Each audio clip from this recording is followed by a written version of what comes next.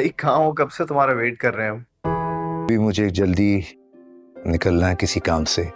Oh okay okay okay, आई सी। Delegation अभी तक चल रही है इसका मतलब। ड्रामा सीरियल नकाब के आने वाले एपिसोड में आप देखेंगे कि ईमान के असिस्टेंट कमिश्नर बन जाने के बाद वो सबसे पहले जो हिसाब लेगी वो तैमूर से लेगी, जिस पर बिलाल उसे कहेगा कि आप ये गलत कर रही हैं, आप अपने पावर का गलत इस्तेमाल कर रही हैं। इस पर वो उसे कहेगी कि मैं कोई गलत इस्तेमाल नहीं कर रही, बल्कि मैं तो सिर्फ इलीगल एक्टिविटी को सामने ले आ रही हूँ और ये हमारा काम है, शायद आप जानते हैं। बिलाल उसे एडवाइस करने की कोशिश करेगा पर वो उसे कहेगी कि आप मुझे बिलाल उसे एडवाइस करने की कोशिश करेगा पर वो उसे कहेगी कि आप मुझे एडवाइस नहीं बल्कि हुक्म दे सकते हैं, क्योंकि आप मेरे सर हैं, आपने खुद ही कहा है और जो आप कहेंगे मैं वही करूंगी। बिलाल उसे कहेगा कि आप समझदार हैं, कि आप पर हुक्म चलाने की कोई ज़रूरत नहीं है, पर फिर भी मैं आपको एक दफ़ा समझाऊंगा कि जो कुछ भी करेंगी आप अपने होशो हवास से कीजिएगा। और फिर नेक्स्ट सीन में आप देखेंगे कि वहाँ पर आहत की मंगनी हो रही होगी। उसी टाइम ईमान आ जाएगी अपने प्रोटोकॉल के साथ।